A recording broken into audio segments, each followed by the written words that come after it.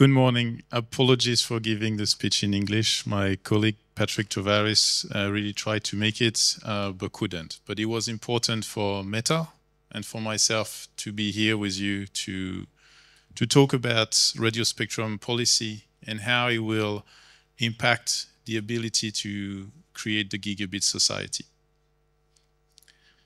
So, starting with a very simple fact, where do people consume data? Basically, what we see is that 99% of the data is consumed indoor. So people are using data indoor. What it means is that if we really want to have a gigabit society, we need to be able to connect the buildings. And there's really two ways to do that. The first one is fiber optics, obviously, but it's difficult in rural area. So in rural area, it's important to have fixed wireless access. And so this really corresponds to standard power Wi-Fi, so that small ISPs and larger ISPs can go to the rural area and connect the villages. Zooming in a bit, when you look at how the data is taken to the devices, about 85%, that these big green things, is delivered through fixed access and Wi-Fi. So Wi-Fi is used within the house to deliver the data. And people are consuming the data in different ways. So what's important is to allow them to be able to manage their connectivity. And so having more spectrum for Wi-Fi, it means that every person can install their own access point and every building can be connected the way it's needed. If you're an enterprise, you don't have the same need as a private person and the same need as a hospital. So one of the questions may be, why do people love Wi-Fi so much and have so much of their internet life over Wi-Fi? Well, take the first example. If you're any kind of public building, this conference center, a school, a town hall, you want to be able to share your connectivity to everybody. And by the way, it's true at your house. You want people that come to your house to use your connectivity. You don't want to be restricted by a SIM card. And because of that, you really want to be able to share your connectivity. If you're a hospital, typically they see huge productivity gains by having the ability to know where their devices are. A respirator, a electrocardiogram. And for that, they need to have indoor localization. These are the kind of solution that Wi-Fi enables. If you're a stadium and you have 60,000 people, the only way to respond to that capacity need is to have access points under every 4 to 5 seats that can only be delivered by Wi-Fi. And finally, if you're a warehouse, if you're a factory, if you're an Amazon logistics center, you have robots moving packets around and things like that, you need very low latency. So you can do that with private network. Most of the private networks will be on Wi-Fi. For the very advanced use case, you might have 5G private network in 3.8 to 4.2. But in terms of price and for the majority of the enterprise, it is Wi-Fi that will correspond to their need. So we already discussed this morning that there's also a request from mobile operator to access the 6 gigahertz band. So when we look at how mobile operators are using the higher band, so what they call the mid band, there's only about between 10 and 15% of the base stations that are equipped with 3 gigahertz. So if you open 6 gigahertz to them, it would be even much lower.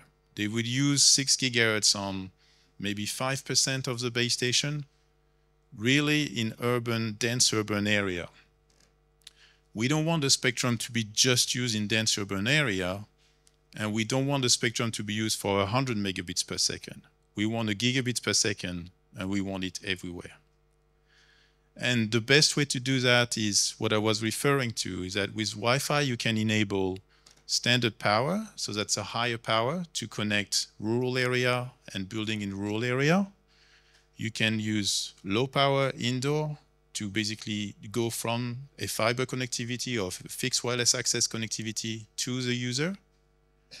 And you can use very low power for devices like this. So let me go into details. This is the future of the internet.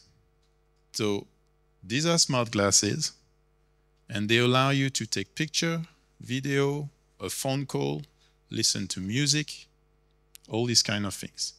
And they are 18 grams more than your normal Ray-Bans. And in these 18 grams, you have a processor, a battery, speakerphone, microphone.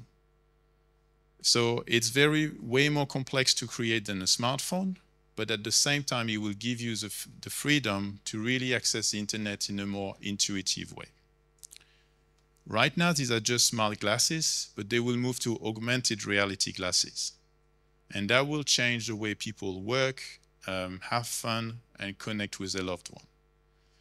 We have a very small film to try to give you a sense of what it is.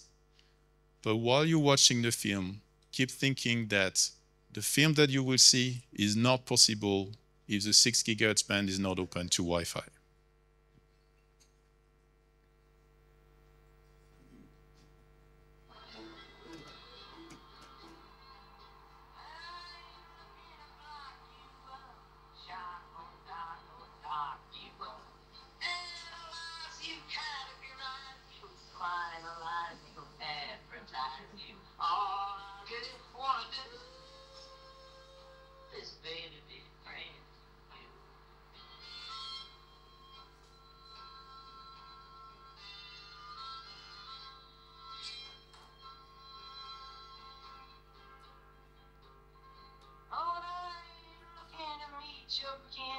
Make you spin, or do you in? And I ain't looking for you to feel like me, see like me, or be like me. All I really wanna do is baby be friends with you.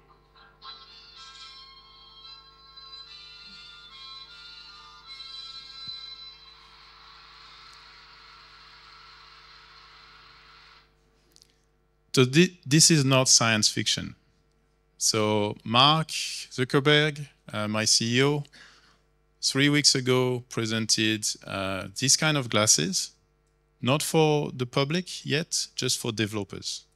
But you can imagine that if we have the glasses ready for the developers, they will come soon to the market. And he demonstrated, for example, that you can do live translation. So while today I needed to be helped to understand Czech, in the future, this kind of glasses will be able to translate for me, and I will not need translation. And all of that is possible because these glasses do not do the processing. They will send the processing to the smartphone in your pocket. And in order to do that, you need Wi-Fi. They need to wake up, transmit tons of information, receive tons of information, go back to sleep.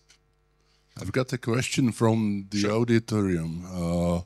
Why do you consider Wi-Fi more feasible for wearables than 5G? Because wearables was one of the use cases for 5G. This is the auditorium question. You should answer if you want. It's very easy. The first one is the speed. We won't get gigabits per second with 5G. So they really need to wake up and go back to sleep very quickly. With 5G, because you would get maybe 200 megabits per second, it would take 10 times the time. 10 times the time is 1/10 of the battery. So instead of 2 hours, you're down to 2 minutes. So that's the first one. The second one is integration. If you want to have 5G, you need way more processing, way more battery, way more antenna. I mean, these glasses are fine, but really we want to get to your glasses. That kind of frame. And for that, we really need a Wi-Fi. You forgot way more bills. That's part of the story too. I mean, it's more expensive, of course, to use the licensed technologies than the non-licensed. But really, I mean, it will play in the cost of the device, but it's really the technology aspect. It's really, really, really hard to beat these glasses. And Wi-Fi is just way better than IMT to do that. Thank you, Julien. Thank you for your presentation. Thank you, you are enjoying us. Děkuji vám všem ostatním.